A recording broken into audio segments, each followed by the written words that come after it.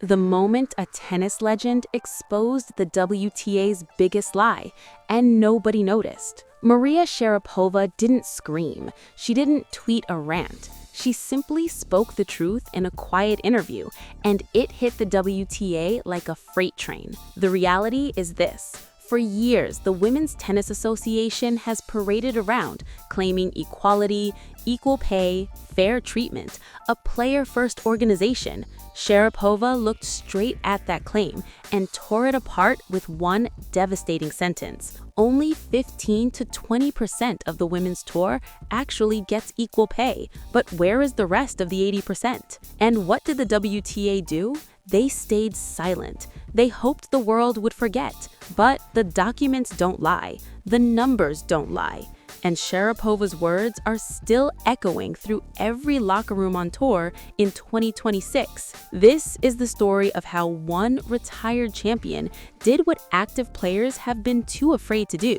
She called out the system that pretends to protect them while quietly bleeding them dry. Maria Sharapova built one of the most dominant careers in tennis history. 5 Grand Slams, world #1 for weeks on end, a fighter who came back from serious shoulder injuries and public controversy stronger every single time. But even she saw the rot at the heart of the tour. In that interview, she didn't hold back. She laid out exactly how the equality narrative only holds for the elite few at the biggest events. The vast majority of professional women's tennis players are competing in a tour that does not deliver on its most basic promise. Lower prize money at many stops, heavier travel demands that drain bank accounts and bodies, fewer real protections when injuries hit. The WTA has spent years marketing itself as the champion of women's sports. They love to highlight equal prize money at the Grand Slams. They talk about strong leadership and player empowerment. But Sharapova's statement proves it was all smoke and mirrors. The gap is massive and real. Most players never see the kind of money the tour loves to advertise in press releases. Sharapova didn't make this up. She lived it during her entire career. She saw the bills piling up, the travel costs eating into earnings, the injuries that come from a schedule that never stops pushing. She watched younger players grind through event after event, where the payout barely covers expenses, let alone builds any kind of future. And when she spoke the truth, the tour's response was nothing. No correction, no detailed breakdown showing real support for the lower-ranked players, no concrete plan to close that 80% gap, just radio silence that says everything. This wasn't some offhand comment from a bitter ex-player. This was a legend who had nothing left to prove, no ranking to protect, no sponsor pressure hanging over her head. She simply told the truth because someone finally had to. The WTA executives must have felt the ground shift under their feet the moment those words got out.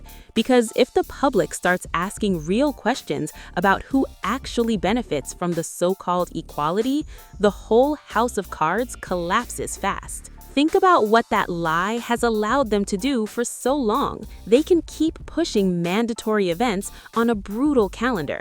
They can keep the prize money announcements sounding impressive on paper, while most players see almost none of it. They can keep collecting the big sponsorship dollars, while the overwhelming majority fight just to survive week to week.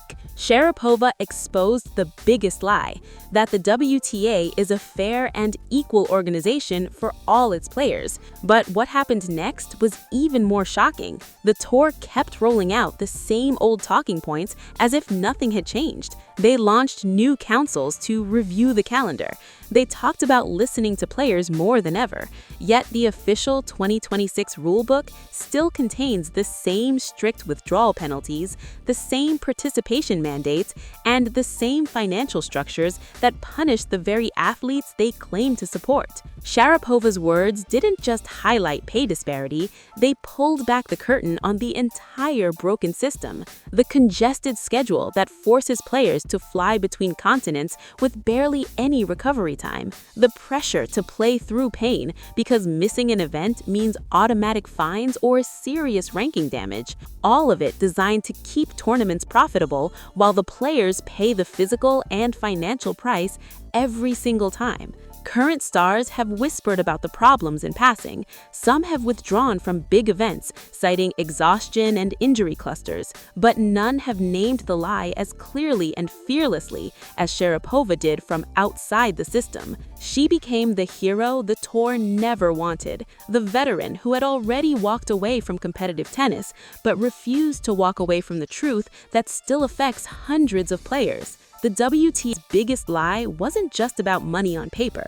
It was about total control. They sell the dream of sisterhood and empowerment while enforcing rules that keep most players dependent, quiet, and scared to speak up. Sharapova's statement forced everyone to confront the cold math. If only 15 to 20% enjoy anything close to real equality, then the tour has been misleading sponsors, fans, and especially the hundreds of players fighting week after week just to stay afloat on the circuit. The documents from the WTA's own 2026 rulebook back this up completely. The sections on prize money distribution show how the big payouts concentrate at the top. The withdrawal and retirement rules lay out automatic fines that can reach $20,000 for top players missing mandatory events. The participation requirements tie everything together in a way that favors the big events and the top tier, while leaving the rest scraping by with limited options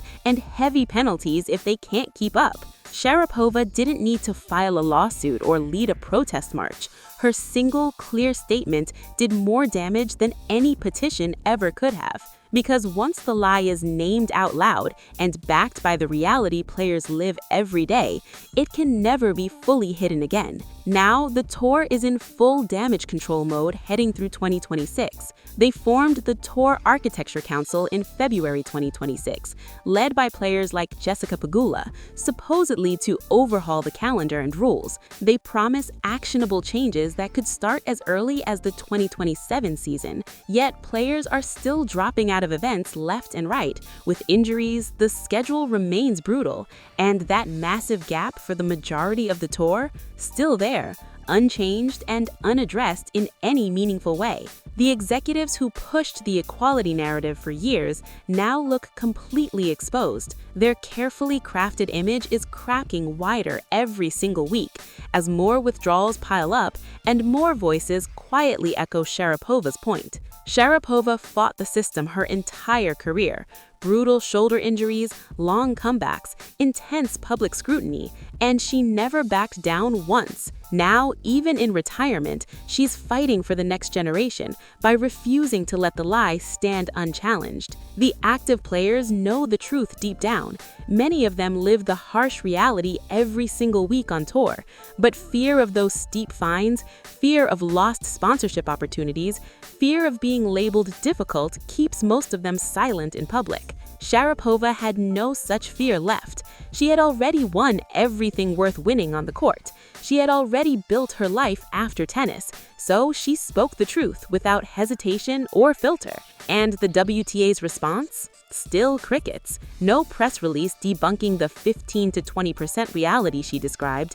No detailed financial breakdown proving they actually support the lower-ranked players in a sustainable way. Just hope that the story fades away quietly into the background. But it hasn't. It sits there like a bomb waiting to go off every time another player pulls out of a tournament due to exhaustion or another mid-tier athlete speaks out about the impossible travel demands and costs. The bigger WTA playbook is now under the microscope like never before. The 2026 rulebook still treats withdrawals like crimes against the tour, with fines starting at thousands of dollars and doubling in some cases. It still ties ranking points and mandatory appearance requirements to events that sometimes offer prize money barely worth the risk of long-term injury and lost earnings. Tournaments get their guarantees and their star power no matter what.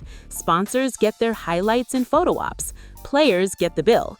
in pain, in lost earnings, in careers cut short before their prime. Sharapova's exposure shows this isn't accidental, it's by design, a system that talks equality at every press conference but delivers survival of the luckiest and the richest at the very top. The industry is starting to notice the cracks spreading.